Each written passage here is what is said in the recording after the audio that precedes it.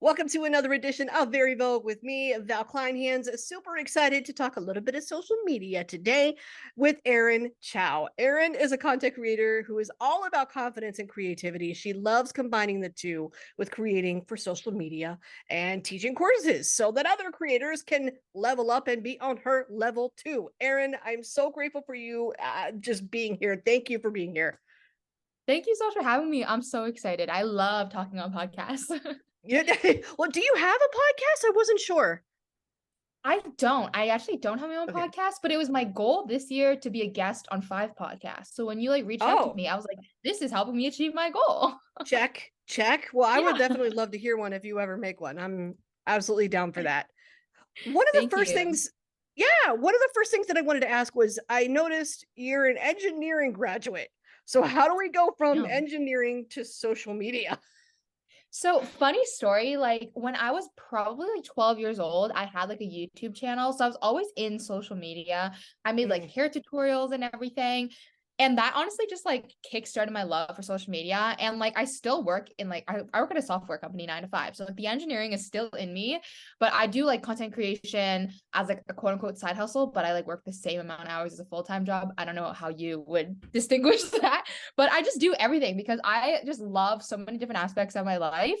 And I think that the engineering side doesn't let me be as creative as I like to be. So that's why I love doing mm. influencing, content creation, all that stuff. And I also coach volleyball too because I love sports. So it's just a big mix of everything. But you're doing things that speak to your soul. You're doing things that make you Aaron. And we all need to be Exactly. reminded that that's important. That's important when it comes to just survival, I think. Yeah. Yeah, exactly. And I find that a lot of people always ask me how do you not get burnt out? And my answer to that is always I'm not doing anything that I don't love. I'm not nothing's Mm. a burden to me because I think everything is so fun. All my different passions and all my different buckets, I get to fill them with the different jobs that I do and the different hobbies that I have. So I literally just never feel exhausted from the things because I love doing them. That's perfect. And at the time we're talking, you're just under 12,000 followers right now on Instagram. And I'm asking these Yeah. questions so that other creators or prospective influencers can get some perspective on this. What was your reaction when you first hit 10K? Honestly, I was like, "Ugh, finally." It was such a big Yeah. milestone for me. And I think the biggest shocker to me was I was so focused on follower growth when I first started, and I was growing fairly quickly. This was 2020, 2021, and I'm very confident in saying I only grew about 100 followers this past year, which to most people is not a success, but the amount of opportunities that have come to me with the same following size, but bigger brand collabs, bigger influencer events I get to attend. These opportunities are coming to me, even though I'm not this huge creator, because I've spent my energy on cultivating my community as opposed to growing a larger community. I think that's something really cool Mm. that a lot of people don't talk about. No, definitely not. And they don't talk about how long it takes to achieve those goals if they have them. I mean, I don't know. I feel like people just idolize that 10K. It's like, ooh, as long as I have that first 10,000 followers, I'm somehow legit in social media, which I don't know if that's entirely true, but I know people look at it that way. So, for anybody who's still working toward that goal and that's a goal that they want to achieve, how long did it really take you to reach 10K? It doesn't happen overnight, does it? Absolutely not overnight. I think I started in 2020. It was peak pandemic, really. So Mm. 2020 March, I think. And then I hit 10K in a year and a half or something like that. But the reason I think everyone has number 10K in their mind, because at the time you could only link in your stories if you had 10K on Instagram. Right. I But remember now that. anyone can. So there's really no milestone to try to achieve because that was the one thing everyone wanted, and then now everyone has it. Similar to TikTok, I know I was so ecstatic when I hit 10K, only because once you hit 10K you can start making playlists, and it's so much easier for people to watch your content and binge it because you have different categories. So that was a Mm. big reason why I want to hit 10K. It wasn't really for the clout or the numbers. It was just for the features that came with it. But now with Instagram, literally there's no perks. So I feel that's not a huge milestone that you have to try to hit. Yeah. So when you're coaching, do you tell anybody that, is a client of yours, hey, this is something to strive for, or doesn't really matter so much, do you? Absolutely does not matter. Every time I talk to my like clients, I always say you want to focus on the quantity of followers, never the quality of followers, because like your engagement rate when working with brands is so important. And just like the overall community you have, like you could have 1 million followers, but if none of them want to like believe in you, none of them want to be part of your community, like what is the point of having that 1 million followers? It's Mm. not going to look good for brands. It's not going to look good for your engagement. Like there's no pros to it. Yeah. And you just posted a really insightful caption on dealing with haters in the comments because we've all seen them. I've had moments where I've been up at 2 a.m. wondering, do I really have bad eyebrows? Just because somebody like put that in the comments. And this was, I think, in a reel that you posted recently, you talked about skipping lunch, like the day you found out that you had some hateful comments on something. Why do you think people forget or don't care about the fact that words matter, even in the comments?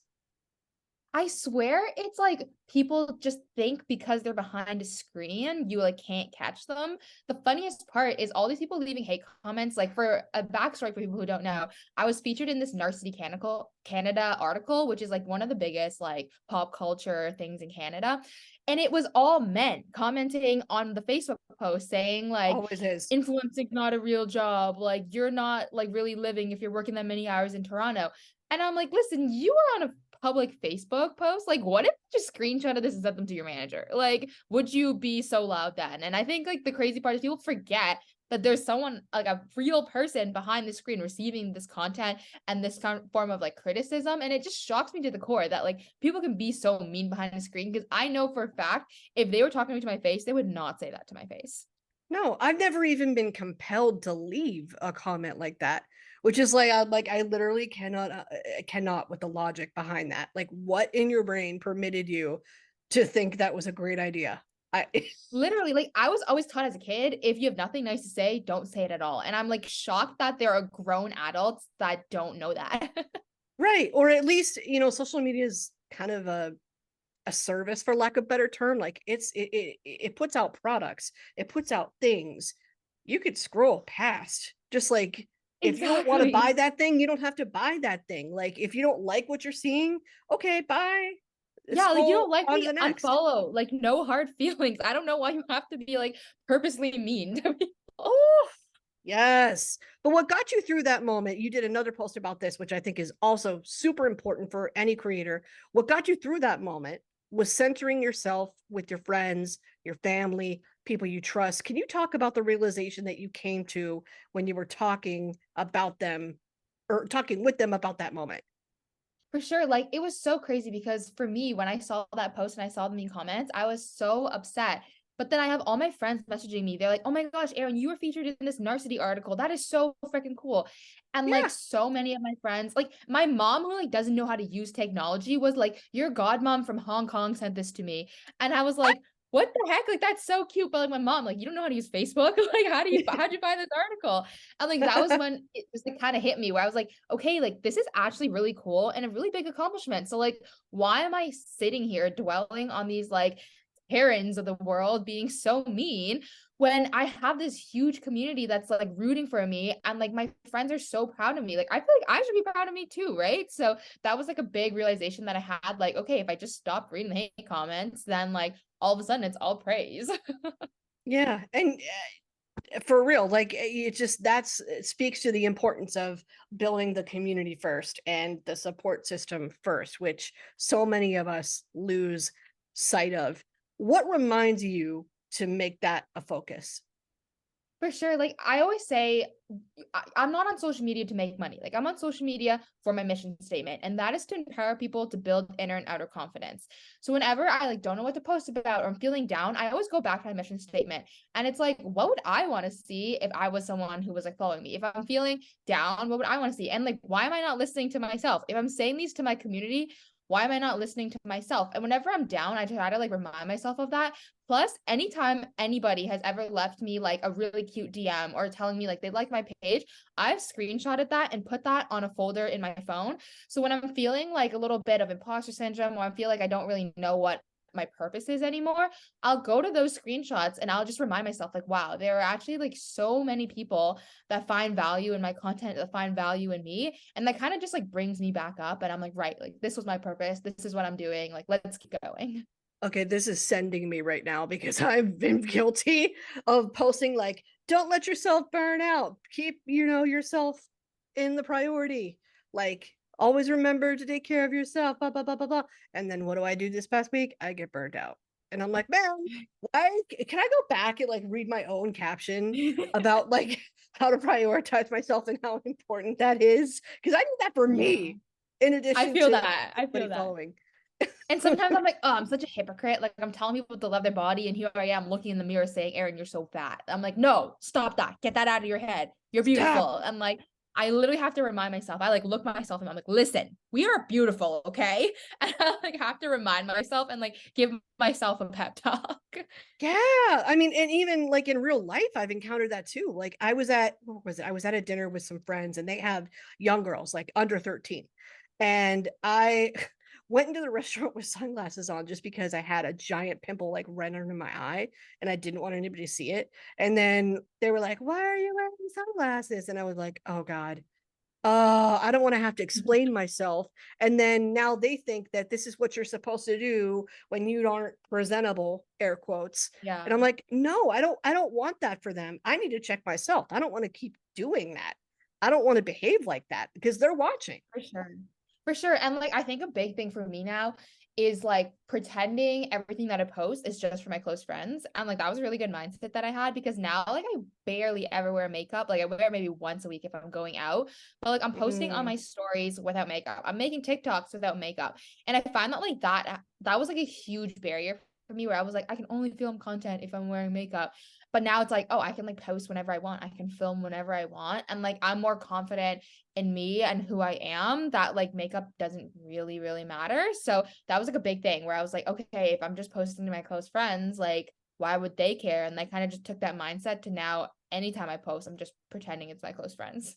yeah, they don't care so much about the aesthetic. And on top of that, you don't know what's going to pop off when it comes to social media. You don't know what post is going to do really well. You're having a positive experience with vlogs lately. Can you talk a little bit about Yes. that? Yeah, so I have always done vlogs on TikTok and they have always done really well, but I always found that my like Instagram audience is more like in self-love, Instagram tips, not so much like daily vlogs. So I never really posted any of them there. I posted some on my stories, but never really like on Reels. And then I posted one daily vlog and one of my friends was like, "This is really good. You should put it on Reels." I was like, I don't know. Like I don't think like Instagram because I always thought like Instagram was very aesthetic. It's very like Yeah, we all fast-paced, think very like that. 7 seconds, right? So I was like, oh, a voiceover vlog, that's probably not going to do well. But I'm going to post it anyways because my friend told me to. I posted it and it got like 144,000 views. I was like, what the heck is going on? And then I posted another one and it had like 20,000 views, which is like significantly higher than my like average views for Reels. I was like, huh, maybe people do like watching vlogs on Instagram. So now I've just been like experimenting with things. I'm not the kind of person to be like stuck in the same like wheel. So if I'm gonna try something, I'm just gonna like go all in and see if it works. If it doesn't, then I'll go back to what I'm used to. So I'm like, this is good. This is working. I think I'm gonna post like more reels from now on onto like vlogs and stuff. Yeah. So has that taught you to maybe consider posting that more, or has that encouraged you to at least experiment more? Like this time, the experiment worked well. I should probably continue experimenting. Yeah, I'm a big experiment girl. I like never really want to be like stagnant. So if I have an idea, like what's the harm? The worst that's gonna happen, it's gonna flop. I just won't post it again. So I'm definitely like always open to experimenting. And with the vlogs, definitely like gonna be posting way more vlogs. Plus, I find that they're just more fun to watch. And if I like watching them, I feel like my audience is also like similar to me. That's why they're following me. So like I feel like they'll want to watch it too. Well, that's like the mindset that I have right now, anyways. Yeah, I know we have something else in common too. Both of us think that we have to have everything aligned perfectly before we can act on something sometimes. Yes. I'm notorious for that. So what is the thing that does motivate you to take action when you are going for a dream? For me, sometimes it takes uh, it just takes like thinking of who I might impact if I go forward with X, Y, or Z? Or can I improve my personal life anyway if I do X, Y, or Z? What motivates you to keep going and to go after those dreams? For sure. Like, I think for me, it's really like I have such big dreams and big goals. Something that always hinders me is like seeing from like start to end and just being like really stressed about that gap. But just reminding myself that like small steps forward are still steps forward. And like your Huge. dreams don't work unless you do. So like you really have to put in the work for your dreams to work. And my sister always told me, like, when I was always sad, or like when I thought I was gonna get an opportunity but didn't, she always told me that like if it's meant for me, it will come. And whatever didn't happen probably wasn't meant for me, but something better is coming. With that said, though, you have to put in the work, right? So I'm all about manifesting. I'm all about like lucky girl syndrome, but I know at the end of the day, you have to put in the work. And I think that's what really motivates me. It's like, if I want this to come true, I can't just sit on my bum and like wait for it to happen. I have to Yeah. start chasing these dreams, or else they're just going to stay dreams. I swear you're like the 100th person that's talked about lucky girl syndrome too and lucky girl method. I'm like, okay, this must really be a thing because this isn't the first time I've heard about it. What that is literally just, picturing yourself as a lucky person, manifesting that you are receiving good things, you are worthy of good things. And then, okay, let's keep it moving. Let's work toward those things. Sometimes that can be inspiration, or sometimes I don't know, there's some juju out there that does make it work and it can't be explained, because every door that closed in my life, I've definitely seen like, whoa, that was closed for a reason, particularly exes in high school. Like, like Thank there was God, a right? reason. Like, I do know. you remember when you were like, oh my gosh, like this person is the love of my life? And then you realize, like, oh my Yes. God, thank God. Yes. I remember praying and being like, I know he's the one. Please let him come back to me. And it's like, good Lord. Like, and I look at what I have now and I'm like, that was not Thank it. God, That right? was They were not the one. no, it was not it. So, what are you dreaming about lately? What are you manifesting for you? For sure. So right now, I'm manifesting a promotion at my job. I've been like focusing a lot on like my 9 to 5, and I really see it coming soon. So I'm really manifesting. So right now, like my title is like Associate Strategic Engagement Manager. I want to drop that associate title and just be a strategic engagement manager. So I'm really Period. manifesting that. And with like social media and stuff, I'm really like manifesting big brand collabs coming my way, dreaming with working with Aritzia, working with Lululemon, like brands that I Mm. absolutely love and adore. Like they're coming. They're really close. I can tell. I'm just gonna manifest it. And this is gonna be the year that I'm gonna work with those two brands. I know it. I know it. What is next for you as far as your content goes? What can we look forward to seeing? For sure. I think content wise, lots of vlogs, a lot more like personal and vulnerable things. Like I just really want to be like a sounding board for you, but also telling you like the brutal truth of like how sometimes you may feel, but everything's going to be okay. And on TikTok, obviously, you're going to see way more vlogs still, hauls, Instagram tips, and just honestly anything to help you feel confident. I feel like my social media is all about empowering you to feel inner and outer confidence. So if you need that little boost of confidence, you can see that on my page coming up. Yeah, I think brutal truth is so helpful, but that's probably because I'm from the East Coast and that's like literally the way we speak. So I don't know how to articulate myself another way. What was the last piece of brutal truth that you had to offer somebody? What was the last like hard thing you had to tell someone? Okay. The hardest thing, it was actually one of my friends. They were having a hard time with like their boyfriend and they It's broke always up. the men. It's always the men. It's always the man. It's always the man. They always mess it up.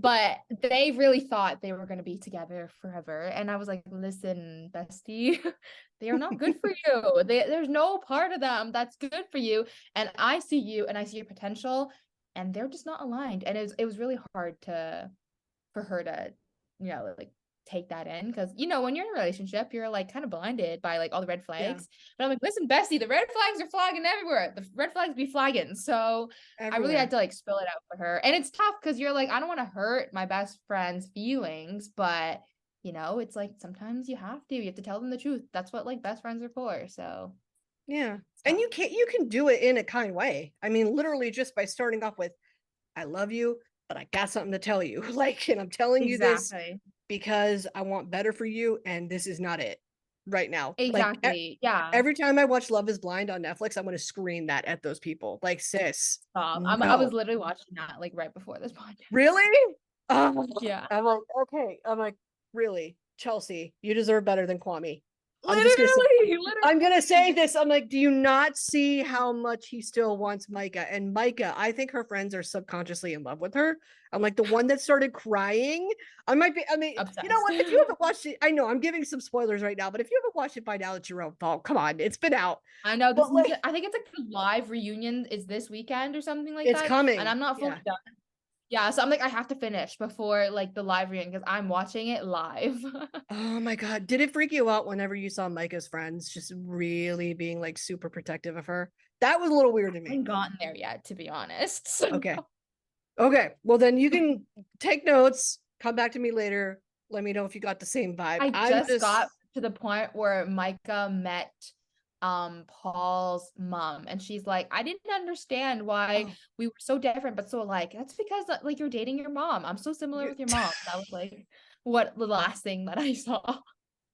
and how did Paul not see that? That's what I I know, always right? ask. It's like when that happens, it's like, how do you not see it? I, But like literally, like even like me dating my boyfriend right now, mostly people say like the girl dates someone like their dad, and then like the guy dates someone like their mom. But my boyfriend and my mom are like so similar. I see so many things that are really? similar about them. I'm like, am I dating my mom? Is that what's happening right Well, whatever you're doing, apparently it's working out. So that's now? good. I love it. Erin, thank you so much for your words of wisdom and for kikiing a little bit about pop culture and social media. Very much appreciate it. I'm looking forward to everything coming soon. We'll be on the lookout for it. Yeah, of course. Thank you so much for having me. This was so much fun.